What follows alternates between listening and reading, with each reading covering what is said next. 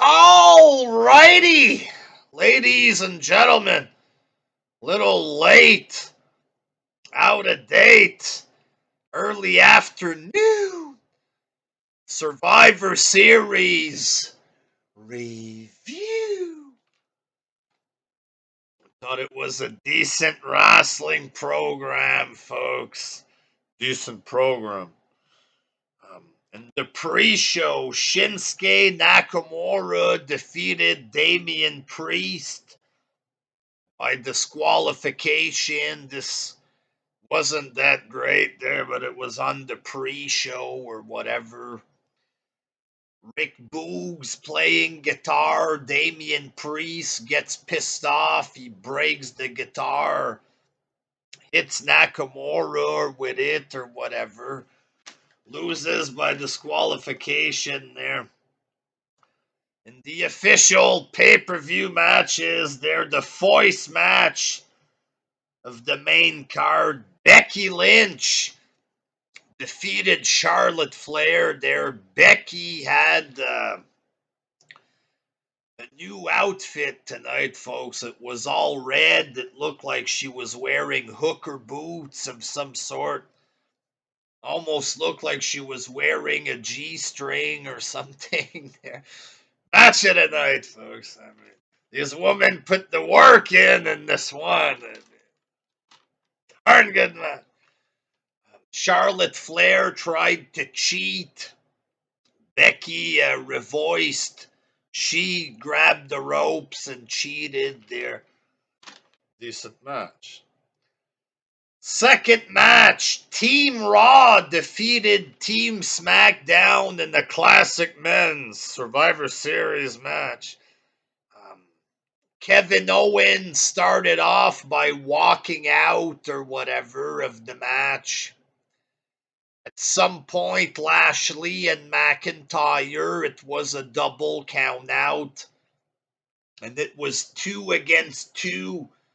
Seth and Austin Theory versus Jeff Hardy and Sheamus. Sheamus gets eliminated. Then he turns on his partner Jeff, putting Jeff in miracle mode. Is Jeff gonna be the sole survivor? Is Jeff gonna pull a big upset win and rejuvenate his career? It looked like that was gonna happen, but Seth Rollins got got the 1, 2, 3 or whatever. It was a good match, folks. Nowadays, Survivor Series, it's like a big filler or whatever, you know. Big worthless tag team filler there, but it was a good match or whatever. Speaking of worthless filler, folks, in the third match, the 25-man Battle Royal, Omos won the match. It was okay there, but it was throwaway-ish a little. Their big man eliminates everybody and wins the match there. Just an old wrestling trope. It was okay. There was goofy stuff with pizza for whatever reason. Very throwaway-ish or whatever. Fourth match. Orton and Matt Riddle defeated the Usos. This was a good tag team wrestling match. Better than AEW tag team wrestling.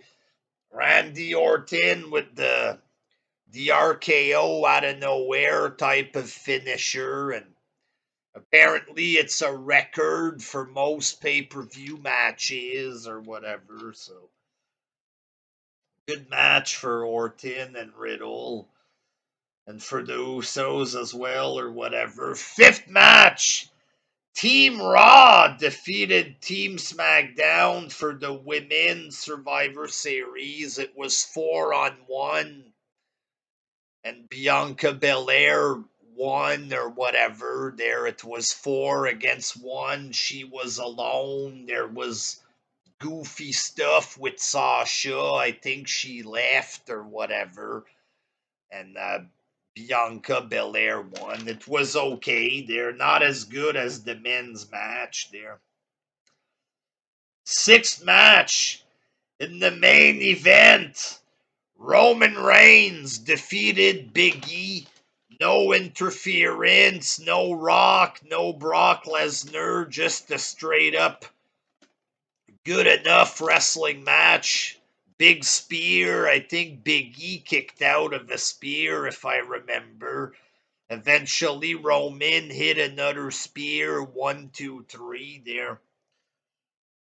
It was an opportunity to try perhaps to elevate Big E there, but I'm not the booker, folks, and this makes sense as well. Roman's the star. You don't want him to lose against Big E or whatever, you know. In the days of real wrestling, you didn't have Steve Austin lose against Big E, you know. Roman isn't Steve Austin, but he's higher than everybody else right now. There, you don't have him lose against Big E, so I was thinking maybe some type of interference, but if it doesn't happen the way that I fantasy book, I don't get mad, unlike indie fans and smarks and AEW fans. This actually turns out to be better, just a straight up victory for Roman Reigns, big spear or whatever. It was a good match there. And then you had the king, baby. Vince McMahon, ladies and gentlemen, shows up. He gets out of the limousine. The people are cheering the wrestlers. Then he pulls out an egg or whatever, and the wrestlers are confused. Then he forces a cheer like this. Hey, the wrestlers! They cheer for the egg, and fuck, I don't remember her name. The blonde girl there, she goes to touch the egg. McMahon, it looks like he goes to slap her hand or whatever. And then he starts walking with the egg. And then he's talking with Roman Reigns. You know, your cousin gave me this egg. Apparently, it came from a movie or whatever. Your cousin gave me the egg. It's worth $100 million. And Roman says, oh, it's the same price as my next contract or whatever. And he walks away. And later on, it's Adam Pearce and Sonya Deville with McMahon. And somebody stole the egg. And McMahon was giving them shit or whatever. And apparently we're going to find out on Raw what happened with the egg or whatever. So, in my opinion, it's okay to have some fun in wrestling. If you can have fun in AEW, then McMahon can have fun with his egg or whatever. He's a bigger star than anybody in AEW times 1,000. So if McMahon wants to do some goofy egg stuff for fun, I'm not going to hate on it and shit on it. Try to make it look bad like Wrestle Talk there. What the fuck is this? Like, it's so evil. McMahon does a bit of comedy with the egg or whatever. Who fucking cares?